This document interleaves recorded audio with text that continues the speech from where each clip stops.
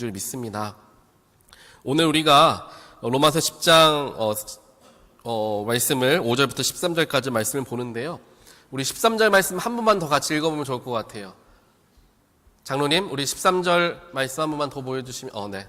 13절 말씀 우리 다 같이 한번 큰 소리로 다시 한번 읽어보겠습니다. 시작. 주님의 이름을 부르는 사람은 누구든지 구원을 얻을 것입니다. 아멘. 아멘. 주님의 이름을 부르는 사람은 누구든지 구원을 얻을 것입니다. 라는 하나님의 놀라운 말씀이시죠. 제가 중학교 3학년 때였던 것 같아요. 그때 학교에서 도덕 선생님이 있었습니다.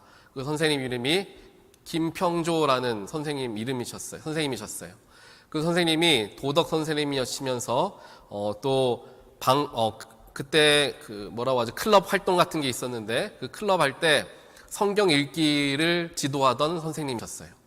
그 선생님이 도덕 선생님인데 도덕 시간에 선생님이 들어오시면 항상 시작할 때 너희들이 나와 한 학기 동안 1년 동안 이것 하나만 같이 했으면 좋겠다라고 부탁을 하시면서 하셨던 게 뭐냐면 수업을 시작하면은 이제 다 같이 한 목소리로 외치는 거예요. 뭐라고 외치냐면은 주 예수여라고 외치도록 함께 권면하셔서 온 학생들이 같이 그 뜻이 무엇인지 모르지만 그 선생님이 이게 무슨 말이다 이렇게 가르쳐 주신 것도 아니고 복음이 무엇이다 가르쳐 주신 것도 아니지만 그냥 주 예수여 외치기만 하자, 너희들한테 부담감 주지 않겠다, 이렇게 말씀하시면서 학생들에게 주님의 이름을 부르도록 이렇게 권면하셨던 거예요. 그래서 그 선생님과 저도 그때 성경 읽기 클럽에 들어가가지고 성경을 배우고 여러 가지 영적인 많은 영향들을 제가 받았던 기억이 있습니다. 그 선생님의 의도가 담겨져 있는 말씀이 바로 로마서 10장 13절 말씀이다라는 생각을 나중에 해보게 되었어요. 주님의 이름을 부르는 사람은 누구든지 구원을 입을 수 있다, 얻을 수 있다라는 하나님의 말씀을 의지해서 이 선생님이 생각한 거죠. 내 짧은 지식으로 짧은 시간 동안 한계가 있는 이 수업 시간에 어떻게 하면 이 아이들이, 이 어린 영혼들이 하나님께 구원받을 수 있을까? 고민에 고민을 더하시다가 결정하신 것이 주 예수여, 이 말 한마디만 하게 하자.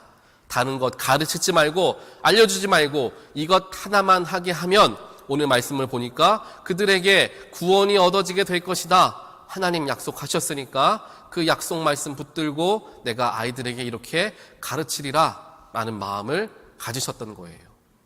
물론 중학교 3학년 때 저는 목회자가 되리라는 생각을 전혀 해보지 않았죠. 하지만 교회에서의 신앙생활과 학교에서 이렇게 신앙을 가지신 선생님들의 교육을 제가 받으면서 하나님께서 그때부터 저를 준비시키지 않으셨나라는 생각을 해봐요. 그리고 중학교 3학년 때는 당연히 놀기 좋아하고 친구들하고 까불기 좋아하는 나이인데 왜 저도 모르겠어요. 그 당시에 왜 내가 이 성경 읽기 수업을 들어갔을까? 저도 잘 이해가 되지 않았어요. 그 당시에 농구반도 있었고 축구반 여러 가지 재밌는 게 있었는데 내가 왜 그때의 그 성경 읽기 반을 이 선생님하고 같이 들었을까라고 생각을 해볼 때가 있었습니다. 아마 주 예수여라고 외치면서 내 안에 계신 예수에 대한 그 감정과 그 믿음과 사랑이 점점점 뜨거워져서 하나님께서 그걸 연결시키셔서 저를 목회자로 부르시지 않으셨을까라는 생각을 해보게 되었습니다. 그래서 여러분들도 다들 자녀들이 있으시잖아요. 또 교회를 잘 다니시는 자녀들도 있으시겠지만 교회를 잘 나가지 않으시거나 혹은 아직 하나님을 만나지 못한, 예수님을 만나지 못한 자녀들 분명히 있을 거예요. 그 자녀들에게 어떻게 하면 조금이나마 내가 하나님의 마음을 그들에게 전할 수 있을까? 영원한 생명을 어떻게 하면 그 아이들에게 조금이라도 아이들이 반감을 갖지 않는 선에서 아이들을 교육할 수 있을까? 많은 기도와 고민들이 필요할 거예요. 그 중에 하나가 함께 주 예수여라는 말을, 물론 그 선생님은 학생들에게 시키니까 학생들은 선생님이 하라니까 그냥 따라 했겠죠. 하지만 다 장성한 어른들이 된 우리 자녀들이 우리 주 예수여 해보라고 그대로 따라할 자녀들이 그렇게 많지는 않을 거예요. 그렇다면 어떻게 할 수 있겠습니까? 우리 부모들이 자녀들이 있는 앞에서 예수님 이야기를 자꾸 하거나 혹은 내가 예수님, 주 예수님 기도하는 모습, 성경 읽는 모습들을 보여준다면 그게 나도 모르게 아이들에게 영향을 미칠 수 있는 것이 될 수 있다라는 생각을 가지면서 우리가 여러 가지 노력들을 기울여 볼 수 있을 것입니다. 왜냐하면 하나님의 말씀은 살아 역사하시는 거룩하신 말씀이시기 때문입니다. 오늘 로마서 10장 말씀을 우리가 쭉 살펴볼 텐데요. 로마서는 조금 성경 말씀 중에서도 어려운 말씀에 들어갑니다. 왜냐하면 신학적으로 굉장히 함축되어져 있는 의미들이 많이 담겨져 있는 책이기 때문이에요. 그리고 사도 바울이 로마에 있는 사람들에게 편지를 쓰면서 그 마음속에 담겨져 있었던 생각, 그 마음들이 있었을 거 아닙니까? 그것은 바로 이 로마 사람들은 다른 나라 사람들보다 훨씬 더 많은 것을 배운 사람들, 교양이 있고 학문적으로도 철학적인 지식들도 많이 가진 사람들이기 때문에 또 그 당시에 그리스로부터 나온 학문들, 또 신학적인 신화들을 익숙하게 알고 있었던 사람들이 로마인들이었기 때문에 그들이 듣기에 불편함이 없고 또 그들의 지적 수준에 맞추어서 설명할 수 있는, 복음을 설명할 수 있는 그런 수준으로 글이 쓰여진 게 로마서이기 때문에 조금은 어려울 수가 있다는 겁니다. 그런데 풀고 나면 그렇게 어렵지 않아요. 오늘 우리가 10장 5절부터 쭉 읽는데요. 오늘 사도 바울이 이 5절부터 13절까지 하길 원하는 분명한 말씀의 핵심은 무엇이냐면은 이전의 구약의 시대에는 율법으로 말미암아 하나님의 백성들인 이스라엘 백성들에게 주어진 것이 그 축복이 하나님의 구속사였고 또한 구원의 또한 능력이었지만 이제 예수님께서 십자가에 달려 돌아가시고 성소와 지성소를 나누던 이 휘장이 다 찢어지면서 예수를 믿는 사람들은 누구나 예수라는 통로를 거쳐 하나님께 직접 나아갈 수 있는 길이 열리게 되죠.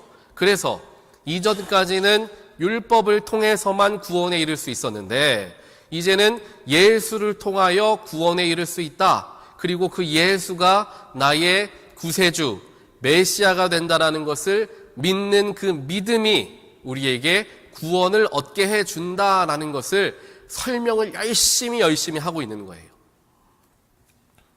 그래서 5절에서 보게 되면 이런 이야기를 하죠. 모세 때를 이야기를 하는 거예요. 왜냐하면은 로마 사람들이 보았을 때 사도 바울이 전하려고 하는 그 예수라는 그 복음의 이야기는 너네들 나라에게 주어진 너희들 신 이야기 아니냐? 로마 사람들은 그렇게 생각할 수 있죠. 이방 신을 왜 우리에게 가르쳐주고 우리로 하여금 믿게 만드느냐? 물론 로마 사람들이 여러 신들에게 오픈되어 있는 마음들이 있었던 건 사실입니다. 하지만 그들이 맹목적으로 누군가 신을 섬기지 않았어요.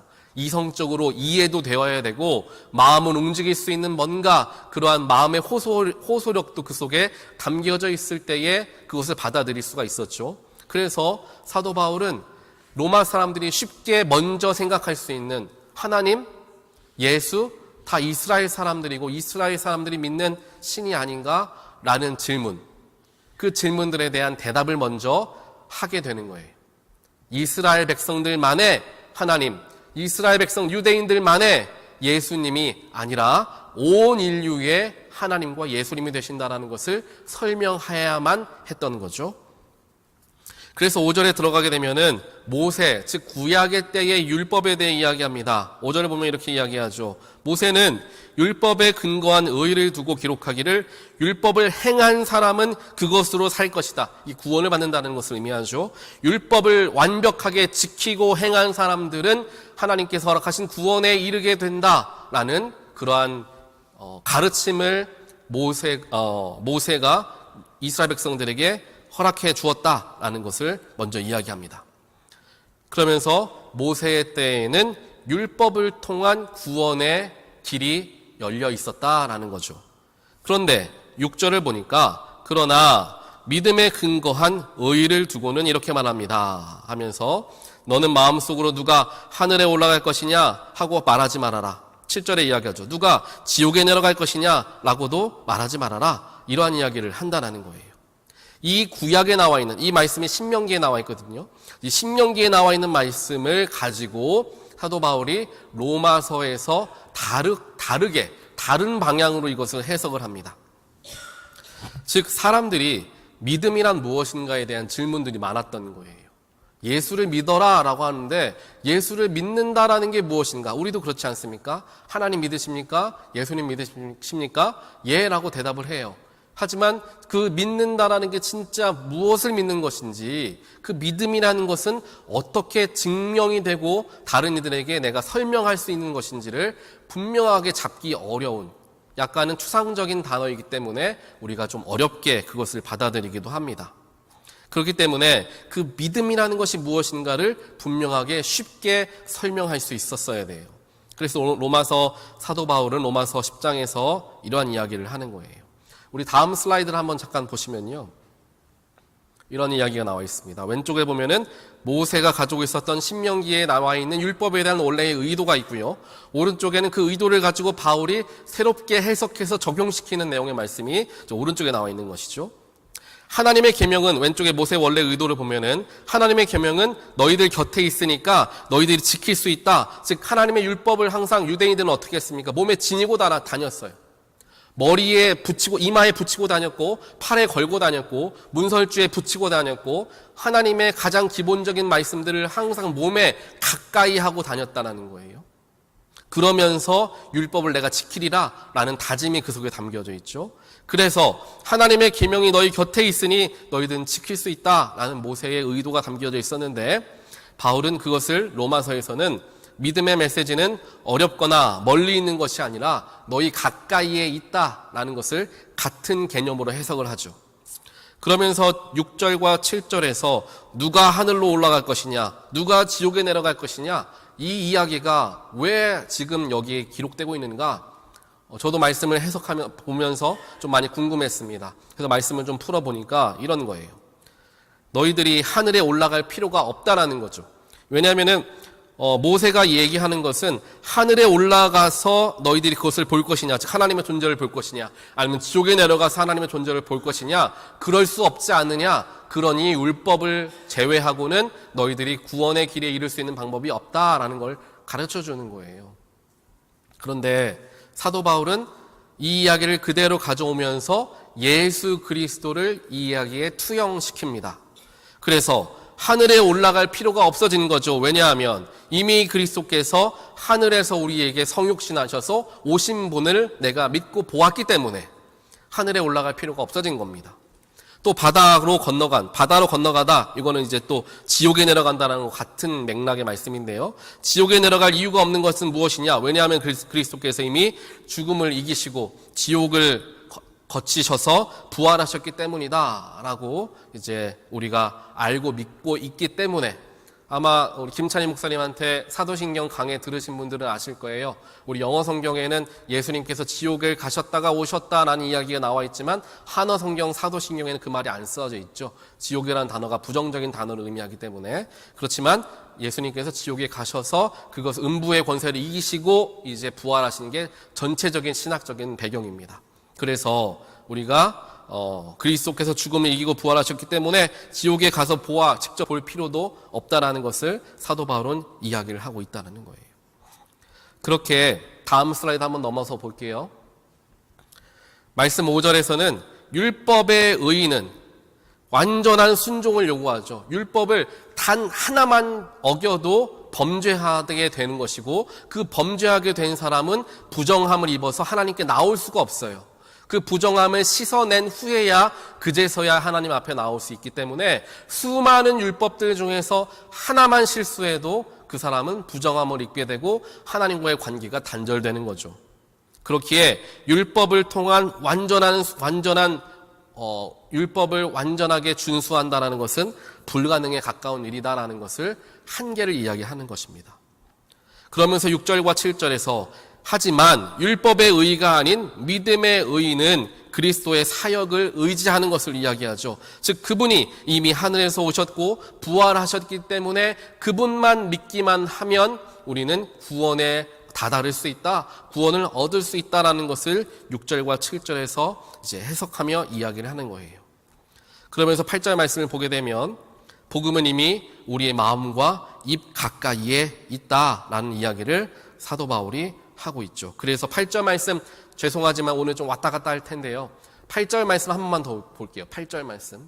자, 앞으로 쭉 넘어가셔서 8절을 보면 이렇게 나와 있습니다.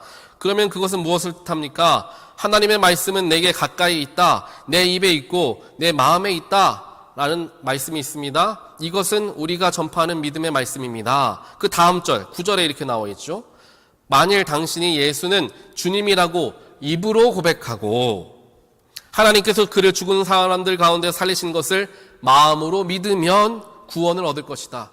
제가 이 말씀 가지고 굉장히 오랫동안 씨름을 했어요. 왜냐하면은 만일 당신이 예수를 주님이라고 믿고 하나님께서 그를 죽은 사람들 가운데 살리신 것을 마음으로 믿으면 이라고 표현할 수도 있잖아요. 그런데 왜 이 두 개를 첫 번째는 입으로 고백하고 두 번째 거는 마음으로 믿는다라고 구별해서 설명하고 있을까? 저는 이게 굉장히 너무나 궁금했던 거예요. 그래서 이거를 말씀을 쭉 살펴보면서 기도하면서 말씀을 해석해 보았는데 그 속에서 이러한 이제 결론을 얻게 되었습니다. 물론 제가 내린 결론이니까 뭐 답이 아닐 수도 있겠죠. 이제 다음 슬라이드를 아직 쭉 넘어가셔서 아까 그 다음 슬라이드. 네, 여기를 보시면은 헬라어 성경을 보면 이렇게 기록이 되어 있어요. 만일 내 입으로 예수를 주라고 시인하면 이라고 표현을 하죠. 주라고 입술로 고백하면 이라는 얘기예요. 여기서 주라는 것은 이제 퀴리오스라는 주님이라는 뜻을 담고 있죠. 이것은 선생님을 표현할 때도 쓰는데요. 이 단어는 그냥 단순한 선생님, 단순한 그냥 주인이라는 개념이 아니라 절대적인 권위자, 주권자, 통치자라는 의미를 함께 담고 있는 단어가 이 헬라어 퀴리오스에 담겨져 있는 의미가 된다는 거예요. 그래서 구약에서는 이 야훼, 즉 하나님 여호와를 번역할 때 이 퀴리오스로 헬라어로 번역했다는 거죠. 그래서 퀴리오스라는 것은 결국 하나님 그 자체, 여호와 하나님을 의미하는 단어랑 같이 동급으로 사용되어지게 되었고, 네가 만약에 예수를 너의 삶의 절대적인 주권자, 권위자, 통치자로서 네 입으로 시인하면 이라는 거죠. 그 말씀을, 그 이야기를 하는 거예요. 그 다음을 보게 되면요. 그 다음 슬라이드 보게 되면 이제 마음은 단순한 감정이 아니라 내면 전체를 이야기하죠. 그 다음에 입으로 고백하여 시인한 다음에는 어떻게 합니까? 하나님께서 예수님께서 부활하신 것을 마음으로 믿으면 이라는 것을 다음에 나오잖아요. 이 마음이라는 것은 쉽게 그냥 마음으로 믿는다. 되게 조금 추상적일 수 있겠지만요. 이 단순한 감정, 순간적으로 뜨거워져서 난 이제 하나님 믿는다. 이런 믿음, 단순한 감정의 변화를 이야기하는 것이 아니라 내 삶 전체가 내 안에서부터 변화가 이루어지는 내면 전체의 변화를 의미한다는 거예요. 그래서 헬라어로 카르디아라는 단어가 있습니다. 이 카르디아가 바로 이 마음을 뜻하는 단어인데요. 헬라어인데요. 이 카르디아는 단순한 감정이 아니라 의지, 믿음, 내 삶의 중심이 되는 것, 그것을 의미하는 게 이 카르디아라는 단어라는 거예요. 즉 예수님의 부활을 믿는다라는 것은 단순한 내가 믿습니다 라고 고백하고 동의하는 것의 단계가 아니라 내 삶을 그 능력 위에 세우는 결단이 따라와야 하기 때문에 마음으로 믿어야 한다라는 것을 이야기를 했다라는 겁니다. 다시 이야기하면은 부활이라는 것은 먼저 그 전에 이야기하죠. 예수를 내 주권자라고 고백하는 것은 예수님은 나의 주인이십니다. 내 삶의 진정한 통치자이십니다. 라고 고백할 때라는 것은 왜 우리가 그런 고백을 합니까? 예를 들면 나는 잘할 수 있어. 나는 이길 수 있어. 라는 이야기를 할 때는 왜 그렇습니까?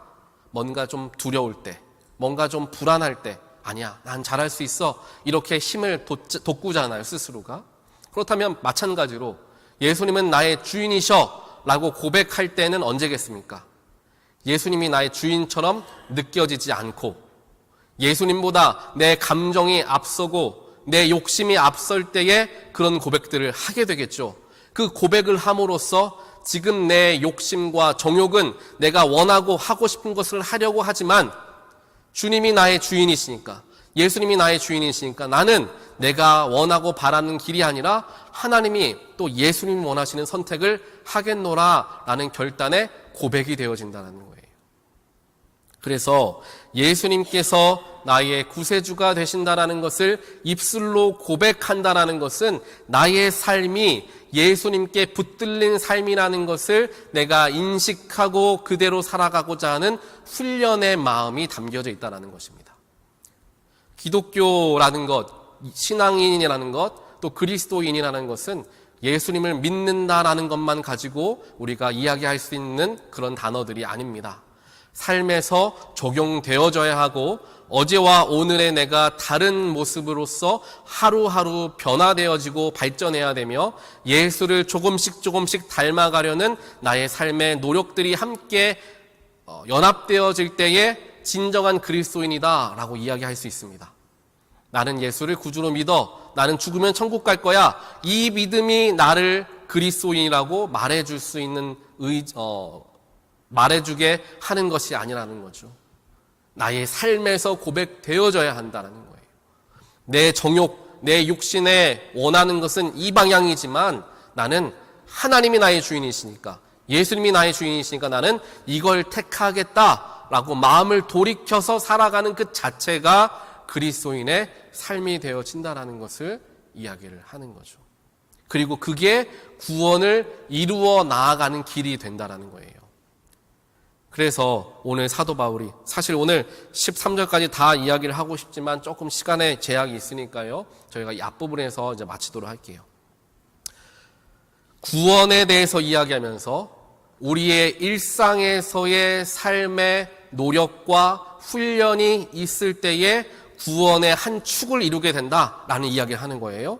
그 다음에 두 번째에 마음으로 마음으로 믿는 것을 이야기하죠. 하나님, 예수님이 부활하신 것을 마음으로 믿는 것.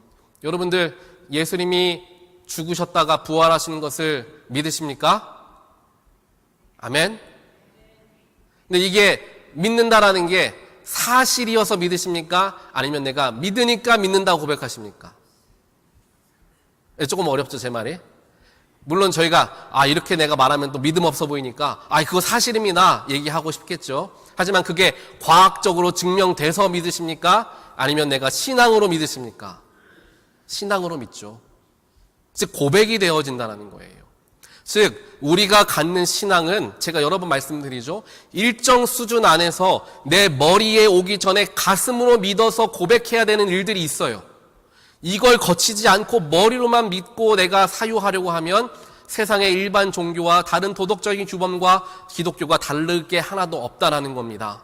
선행에만 머물러 있고 행위에만 머물러 있으면 다른 어디에서도 우리는 선한 일들 할 수 있습니다.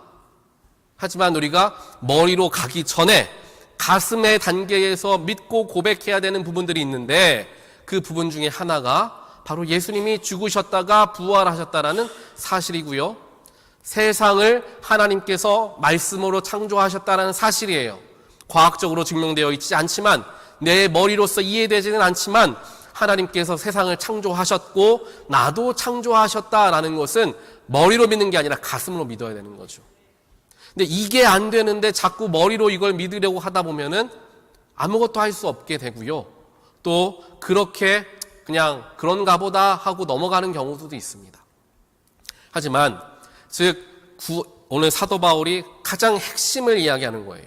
구원에 이르기 위해서 우리가 가져야 할 삶의 두 축이 있는데, 하나는 예수님께서 죽으셨다 부활하셨다라는 것을 마음으로 믿어서 고백하는 신앙의 근본적인 틀, 그게 한 축을 이루고요. 다른 한 축은 그 놀라운 은혜로 말미암아 나의 삶에도 살아계신 하나님을 내가 만나게 되고, 그 은혜 때문에 내 삶이 매일같이 선함이 드러나고 선행을 이루고 사랑을 나누고 또 내가 날마다 거룩해지는 모습들을 이루어가는 삶의 훈련들이 한 축을 이룬다라는 거예요. 그런데 우리는 이 축을 잘 구별하지 못하는 경우가 있고요. 한쪽에만 치우칠 때가 많이 있습니다. 믿음만 있으면 되지. 예배만 잘 드리면 되지. 마리아와 마르다 이야기 기억나지 않나? 마르다는 열심히 일했는데 말씀 들었던 마리아가 예수님께 칭찬받았으니까 나는 교회 사역과 일들 다 뒤로 하고 말씀 듣는 거에만 최선 다하겠다. 굉장히 믿음 있는 사람의 이야기 같죠? 하지만 한 축에만 쏠려 있는 거예요. 하지만 반대로 나는 선한 일에 더 열심을 내고 예수님께서 보여주신 그 사랑을 전하는 일에 최선을 다할 거야. 예배는 드릴 수 있으면 드리게 되는 거고, 교회는 올 수 있을 때 오면 되는 거고, 내가 선행을 하고 삶에서 하나님을 증거하는 게 더 중요하지. 굉장히 맞는 말 같죠? 하지만 이건 역시 한쪽으로 치우친 이야기가 된다는 겁니다. 구원의 완성은 이 두 가지의 축이 같이 있어야지 가능해진다는 거예요. 그래서 우리 연합감리교회잖아요. 우리 연합감리교회를 시작한 이제 존 웨슬리 목사님도 이걸 가지고 신학적으로 풀어요. 그래서 선행에만 집중하지 않게 만들어요. 또 믿음에만 집중하지 않게 만든다는 거죠. 우리가 온전한 구원의 의에 이르기까지 나아가는 그 모든 여정 속에서 내 안에 내 심령을 살피는 훈련과 더불어 선행을 하는, 즉 밖으로 나아가는 훈련들을 함께 해야 한다. 제가 여러 번 말씀을 드렸잖아요. 그래서 우리가 영적인 호흡이 중요하다라는 것, 말씀을 들이마시고 들이마신 말씀을 내가 뱉으며 세상에 선포하는 이 영적인 호흡이 건강하게 일어나는 사람이 진짜 건강한 그리스도인이다 라는 말씀을 드린 적이 있습니다. 이게 어찌 보면 사도 바울의 신학적인 배경이 존 웨슬리 목사님에게 영향을 미치는 거죠. 왜냐하면 웨슬리 목사님이 내가 진정한 하나님의 부르심을 받았을 때가 길거리에서 로마서 서문이 읽혀졌을 때 그 말씀을 듣고 변화되게 되었거든요. 로마서가 웨슬리 목사님에게 굉장히 큰 영향을 준 책입니다. 그래서 오늘 말씀 조금은 어려울 수 있지만요, 또 생각해보면 간단합니다. 구원에 이른다라는 것은 완성에 나아가는 길을 의미합니다. 그 완성에 나아가는 그 길 속에서 우리가 훈련해야 되는 것은 내 마음 속에 하나님은 나의 진정한 창조주가 되시고 예수님은 부활하셔서 역사하시는 나의 구세주가 된다라는 그 마음의 믿음과 나의 삶에 변화를 일으키며 예수님은 나의 주님이십니다라는 고백을 통하여 나의 정욕을 다스리는 훈련들이 함께 맞물려졌을 때에 아름답게 표현되어지고 완성되어지는 것이 우리가 최종 목표를 하는 구원에 다다르는 길이다. 그게 신앙인들이 살아가야 할 삶의 모습이고, 그 모습이 드러날 때 자연스럽게 예수를 믿지 않는 사람들이 그 사람들을 통하여 예수를 알게 된다라는 거예요. 성경이 굉장히 깊습니다. 그냥 예수만 믿으면 그리스도인이 됩니다. 그렇게 살아가십시오가 아니에요. 너무나 세상 삶에 정말 하나하나 1대1로 대입할 수 있을 정도로 자세하게 우리에게 설명하고 있는 게 성경책이죠.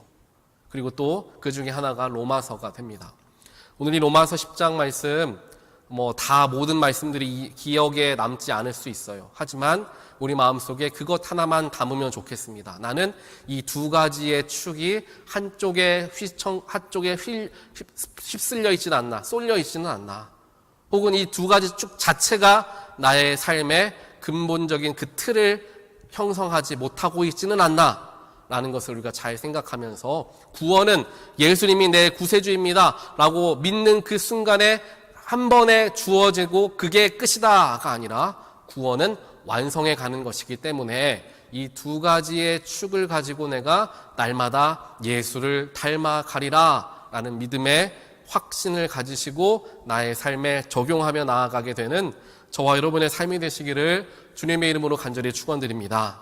그게 진짜 그리스도인이고 그게 하나님을 기쁘게 해드리는 어찌 보면 유일한 방법입니다. 히브리서에 이야기하죠. 믿음 없이는 하나님을 기쁘게 해드릴 수 있는 길이 없다라는 이야기를 합니다.